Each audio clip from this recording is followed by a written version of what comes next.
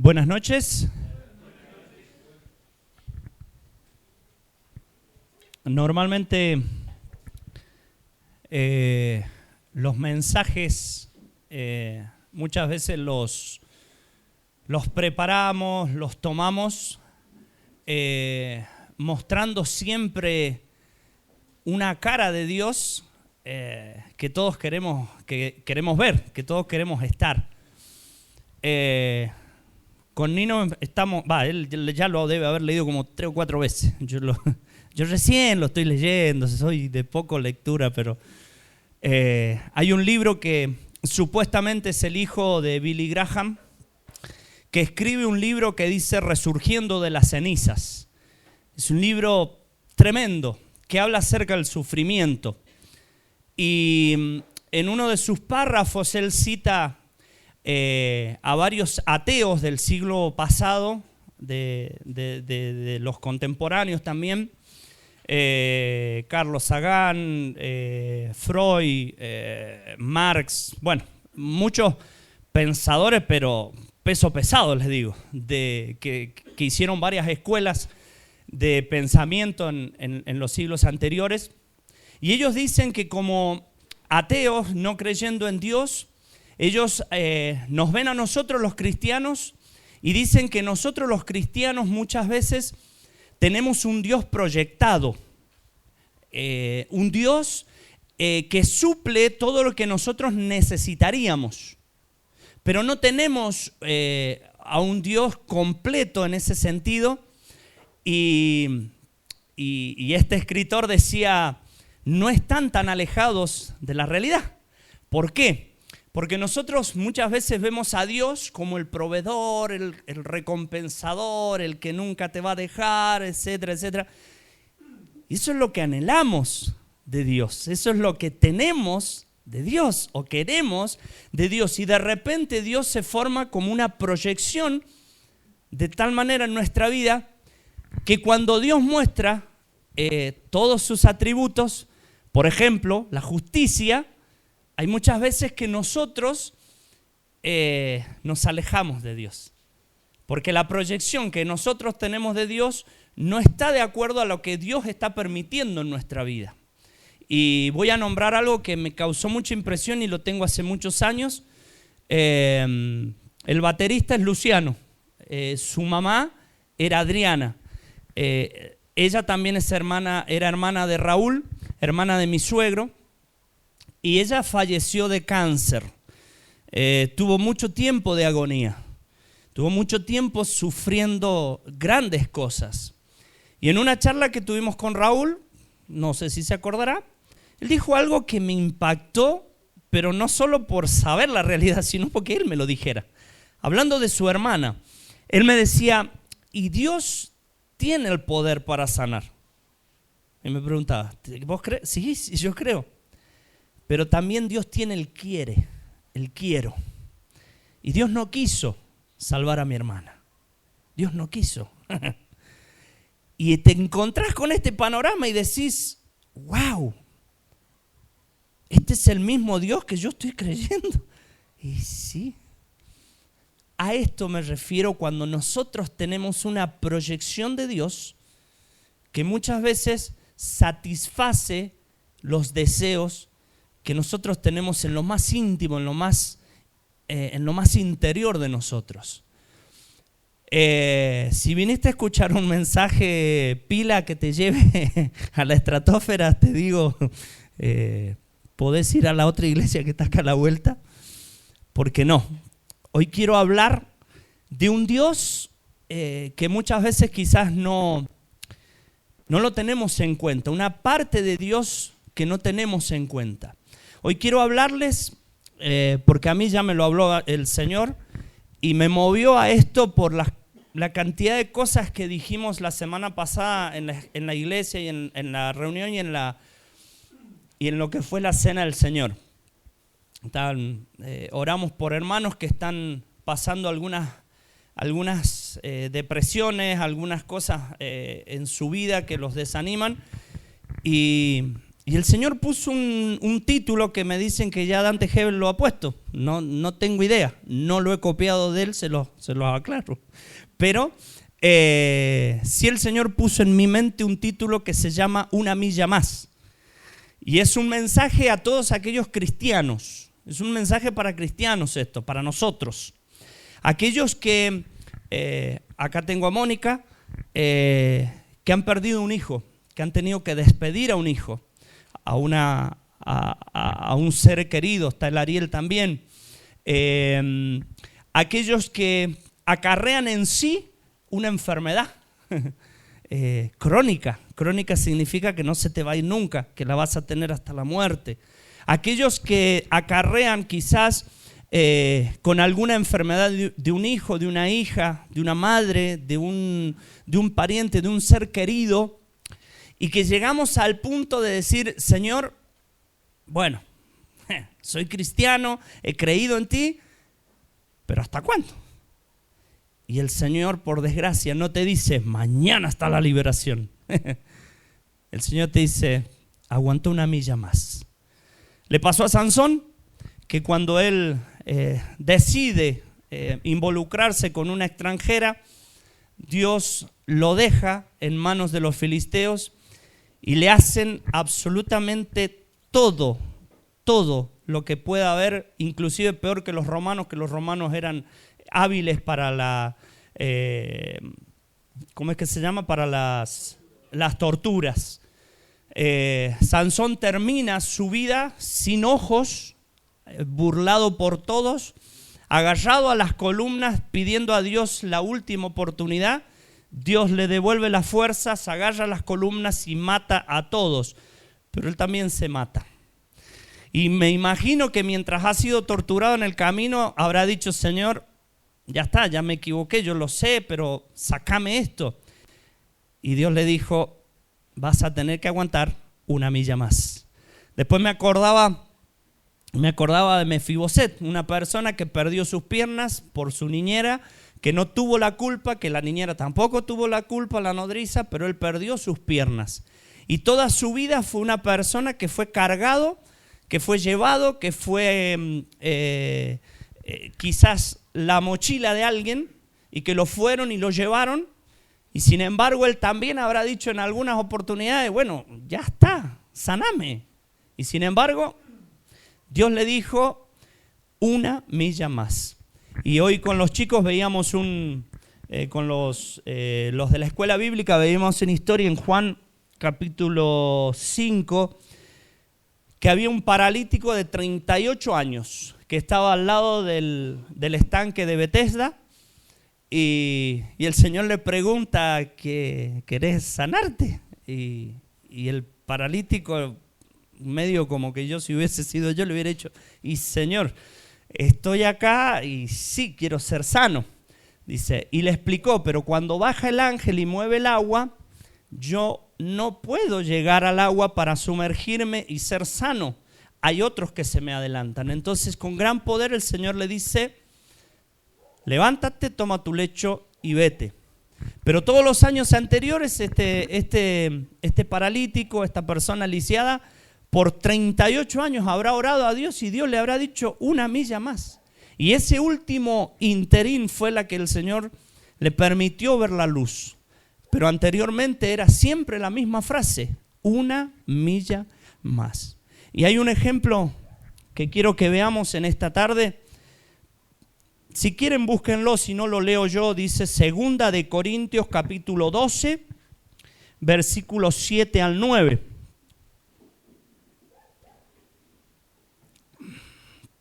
Segunda de Corintios 12, del 7 al 9.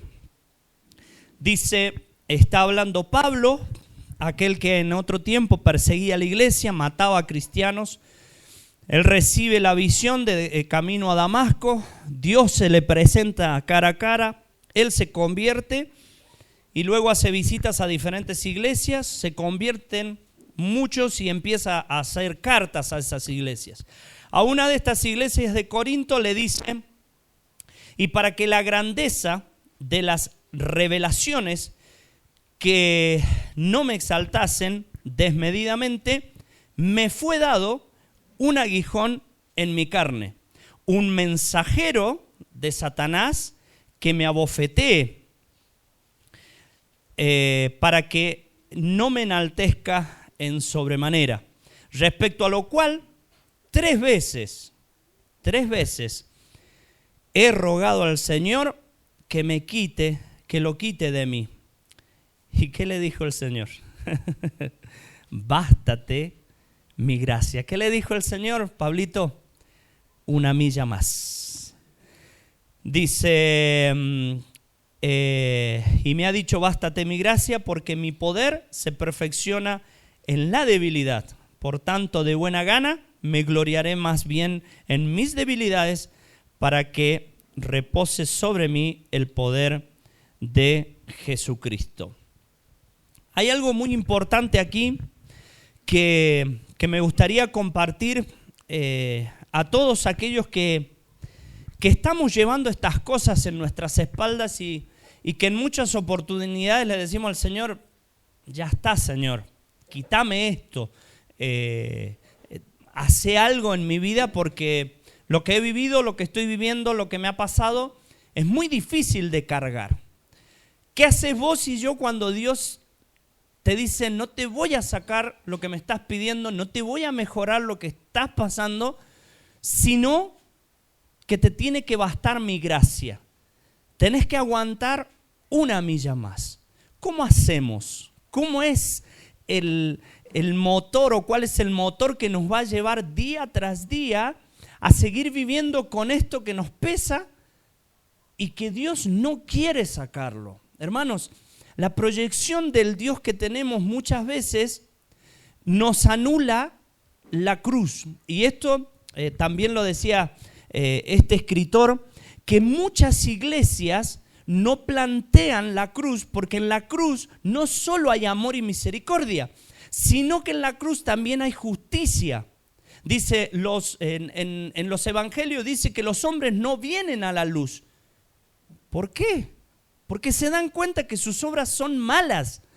Y cuando vos y yo nos acercamos a Dios, no nos gusta muchas veces ver la justicia de Dios. No nos gusta ver que Dios puede en nosotros permitir cosas que nosotros no queremos, pero las tenemos que vivir, pero las tenemos que soportar. Y Dios nos pide que recorramos una milla más.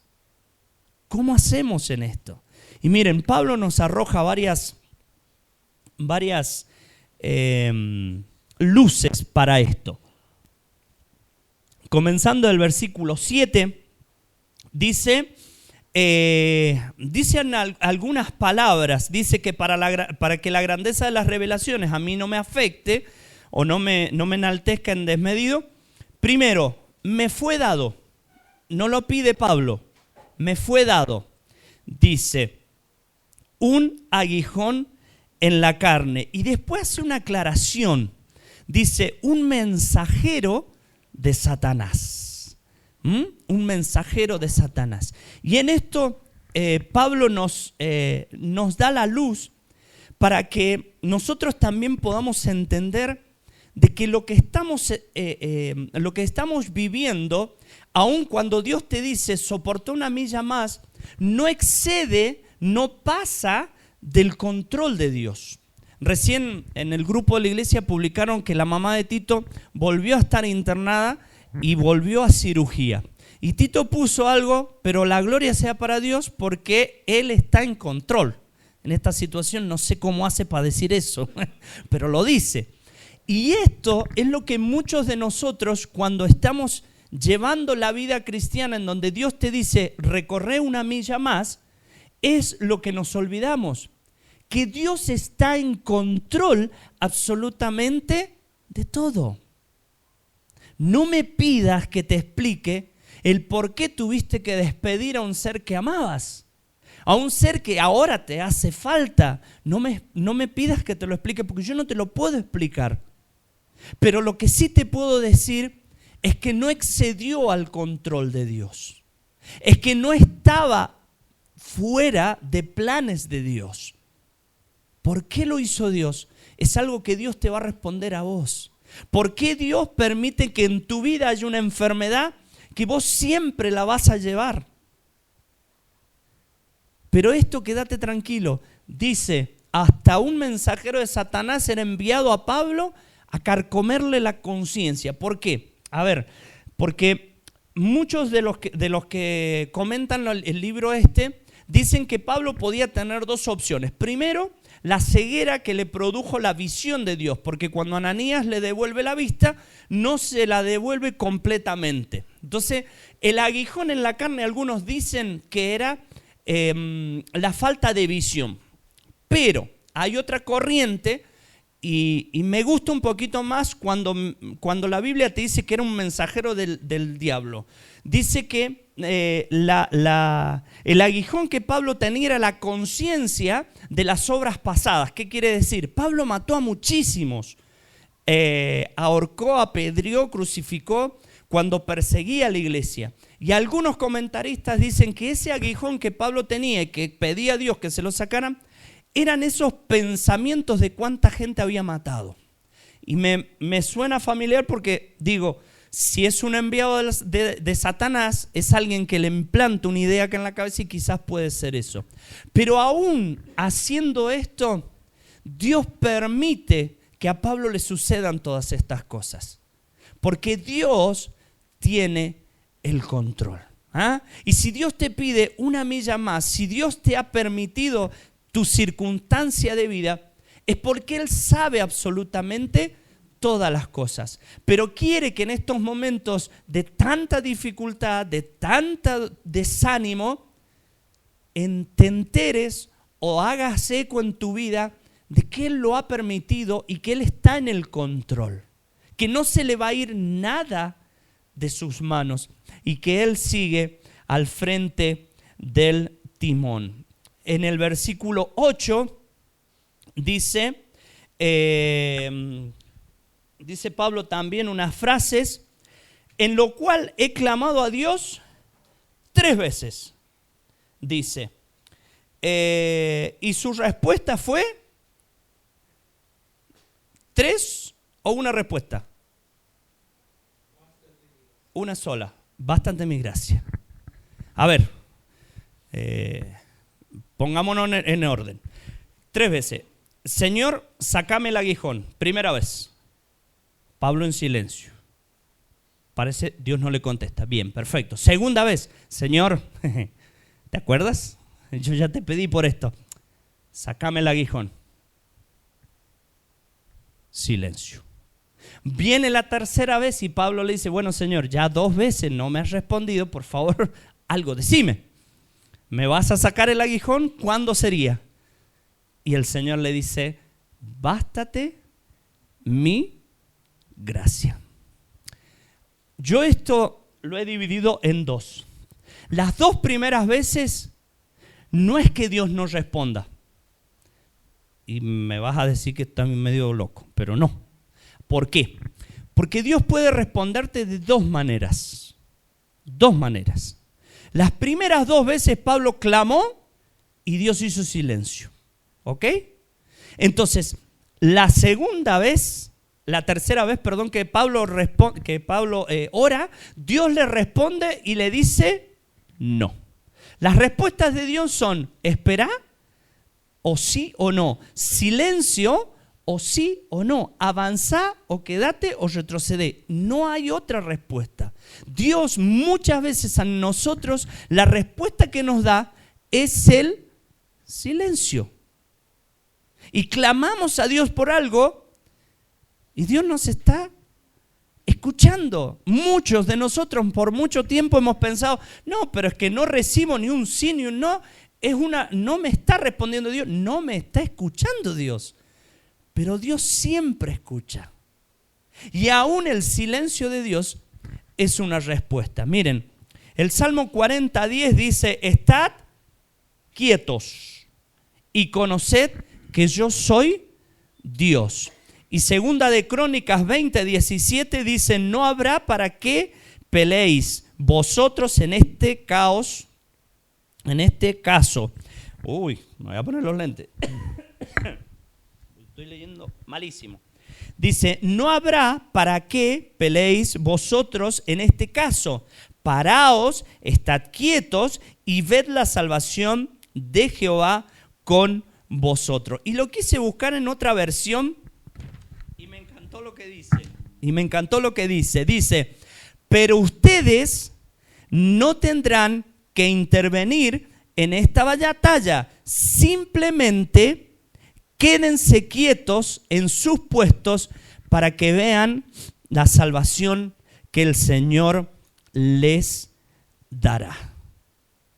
Cuando el Señor hace silencio, hermanos, es cuando el Señor te está diciendo, aguantá una milla más.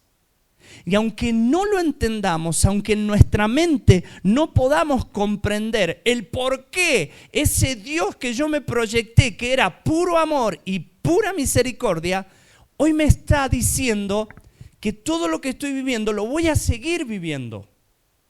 Que aguante un poco más. Y en ese momento es cuando Dios te dice, quédate quieto, quédate quieta. Y escucha lo que dice después. Simplemente quédense quietos en sus puestos para que vean la salvación que el Señor les dará. En este momento yo no te puedo decir, el Señor te va a librar, el Señor te va a sacar. Pero sí lo que te puedo decir es que si te quedas quieto o quieta y esperás que Dios te responda, vos tenés que aguantar y vas a ver la gloria de Dios. Pero en este momento en el cual estás, Dios no te va a dejar solo. Dios no te va a dejar sola. Simplemente quiere Dios que conozcas que Él está en control y que todo lo que ha pasado, Él lo ha permitido por una razón. Ahora, cuando el Señor te dice, bástate mi gracia. Y dice que el poder, y muchas veces yo pensé, el poder mío se perfecciona en la debilidad. Pero no, el poder de Dios es el que se perfecciona en la debilidad. Y esto tiene que ver con que, dice Isaías 40:29, Él da esfuerzo al cansado y multiplica las fuerzas al que no tiene ninguna. En otra versión dice, Él fortalece al cansado y acrecenta las fuerzas del débil. Cuando nosotros estamos peleando las batallas, cuando nosotros estamos luchando con eso que estamos viviendo, Dios está quietito. Porque nos dice, ¿vos te crees que podés? Bueno, yo te dejo. Pero cuando nosotros decimos, Señor, ya está, ya no puedo, yo no sigo, no puedo seguir, es ahí cuando Dios empieza a actuar. Y es ahí cuando vos sentís que no tenés fuerza para seguir, que la milla que Dios te pidió que siguieras, ya no la podés seguir. Es entonces que dice la Biblia que su poder se manifiesta en la debilidad. ¿Por qué? Porque cuando no tenés fuerza, Él te multiplica lo que no tenés. Y te empieza a dar fuerza por medio de su Espíritu y podés seguir adelante. Pero la base es la palabra, bástate mi gracia. Que la gracia sea tu todo, quiere decir. Ahora, mi pregunta es, cuando estamos en este mundo y en esta situación donde el Señor nos dice, bueno, aguantate una milla más, ¿en qué nos estamos apoyando? ¿Por qué nuestro semblante se cae? ¿Por qué nuestras fuerzas se agotan? ¿Será que no estamos en la gracia de Dios? ¿Será que no estamos en el día a día llevando de continuo al Señor todas nuestras ansiedades? Cuando la Biblia te dice que la gracia sea lo único en tu vida, significa que todo lo que Dios es, lo tenés que hacer carne en tu vida. Y Él va a ser el que te va a sustentar, el que te va a soportar, el que te va a ayudar a soportar, el que te va a dar ánimo cuando no tengas. Pero si te alejas de la gracia, si no te es suficiente la gracia, no te apoyas en la gracia, corremos el riesgo de poder desanimarnos y no poder avanzar.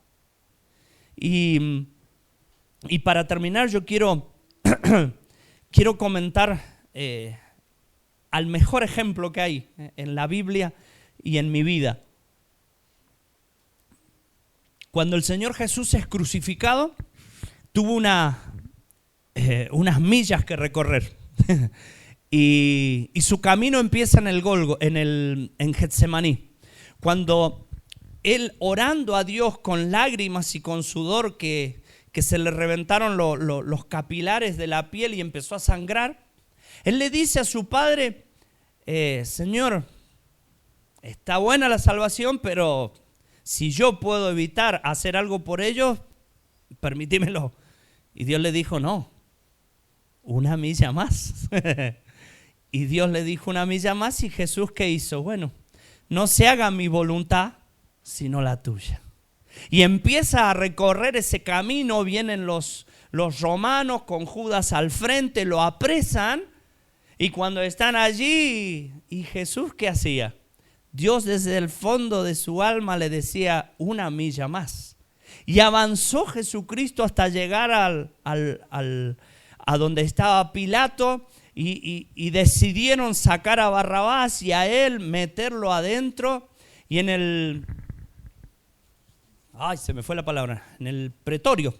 En el pretorio, cuando lo llevan, el pretorio era como una comisaría, en donde solamente estaban los alguaciles, estaban la guardia romana, no había público absolutamente de nada, no estaban los gobernantes, no había nada, eran solamente Jesús y los que lo tenían que torturar.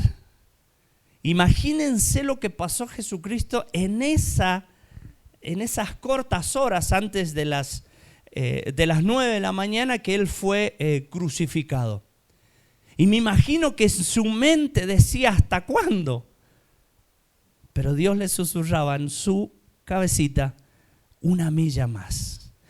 Le ponen la cruz y a emprender la escarpada cumbre del Gólgota.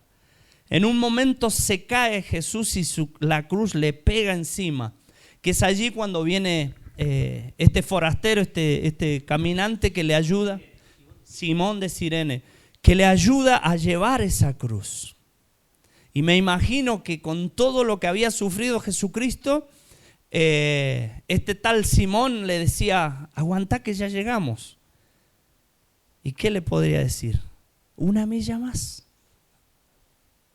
Y el Señor resistió por vos y por mí esa milla que hoy Dios te está pidiendo que tú también la recorras y avances y aguantes.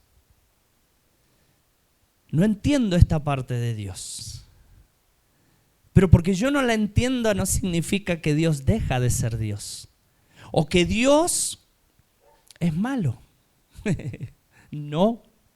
No te pinté un mensaje hermoso de decir, wow, liberación vas a recibir hoy, gloria a Dios y vamos a salir.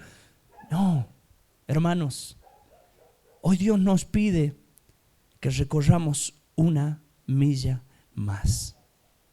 ¿Por qué te nombré a Jesucristo? Porque el último tranco de la cruz, ¿sabes cómo lo hizo Dios? ¿Cómo lo hizo Jesús? Despacito. Porque no podía más. Y me parece ser la situación mía, o puede ser la situación tuya, en donde Dios te dice, no vas a recibir hoy liberación, pero sí te pido que sigas una milla más. Despacio, tranquilo, sabiendo que Jesús está en control, sabiendo que la gracia de Dios nos envuelve y en ella podemos encontrar lo que en otras cosas no vamos a encontrar, que son las fuerzas para seguir adelante. Las fuerzas para poder afrontar la vida y para poder avanzar esta milla que Dios nos pide que tengamos. No nos alejemos de Dios. No pensemos que Dios nos ha abandonado. Simplemente nos ha pedido que nos quedemos quietos y que confiemos en Él. Y Él va a hacer la obra, pero en su tiempo. Solamente te pido, dice Josué, que seas valiente, no temas ni desmayes. Que dice la palabra de Dios, nunca se apartará de tu boca este libro de la ley, sino que de día y de noche meditarás en él, para que hagas y guardes conforme a lo que en él está escrito. Si nos aferramos a Dios, si creemos que Dios está en control, vamos a poder avanzar esta milla que nos toca de otra manera. Termino con una historia.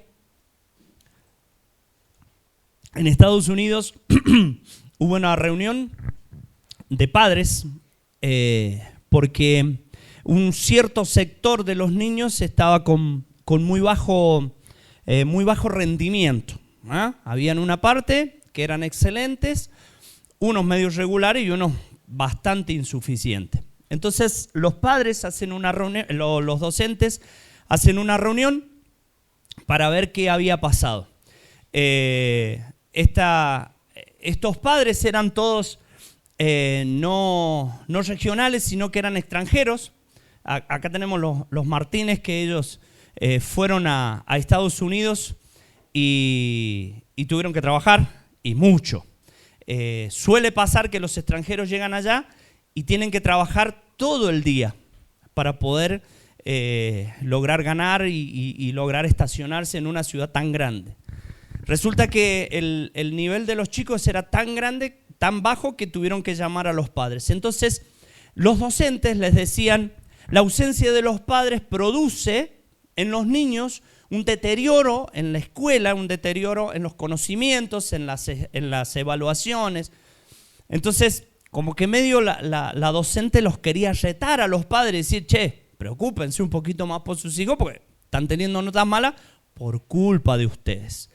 Entonces se levanta uno de los padres, me lo imaginé al Ramoncito, yo con todo respeto, Ramón, me lo imaginé al Ramoncito y dice: querida profesora, querida docente, yo le quiero decir que estamos aquí hace poco tiempo y la necesidad que tenemos es tan grande que tenemos que trabajar, y trabajamos desde muy temprano en la mañana y llegamos hasta muy tarde. Y resulta que ese apellido no era de los peores promedios, era de los mejores promedios. Esto me llevó a la reflexión de decir que muchas veces no nos vamos a dar cuenta que Dios está. Y vamos a pensar que Dios nos ha abandonado, que Dios no está con nosotros. Pero Dios es como este padre que en la noche besaba a su hijo, le decía: te amo, y hacía un nudito en la sábana para que él se diera cuenta de que su padre había estado en esa noche con él. ¿Qué concepto tenés de Dios? ¿Qué ha pasado en tu vida? ¿Vos te das cuenta que Dios está con vos? ¿Qué señal te da Dios que no estás viendo de que Él va a cuidar de ti? A pesar de que te esté diciendo: recorre una milla más, pero Él está. Él hace ese nudo todas las noches y te abraza, te consuela y te anima a avanzar otro día más. Muchas veces nosotros no nos damos cuenta del Dios que tenemos.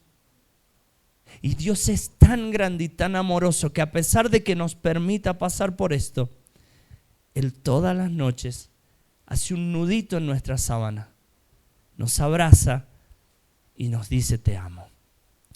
Pero solo nosotros tenemos que darnos cuenta de eso. Y ahí está el secreto: bástate mi gracia. Porque cuando vos sos débil, yo me perfecciono en vos y te puedo ayudar. Quiere el Señor que nos ayude. Sé que acá habemos muchos rotitos. Yo soy uno. Yo estoy roto por dentro. Hay muchos hermanos que también están muy rotos, que están pasando muchas tristezas en su vida. A veces, como el mensajero que le mandaron a Pablo, a veces es externo.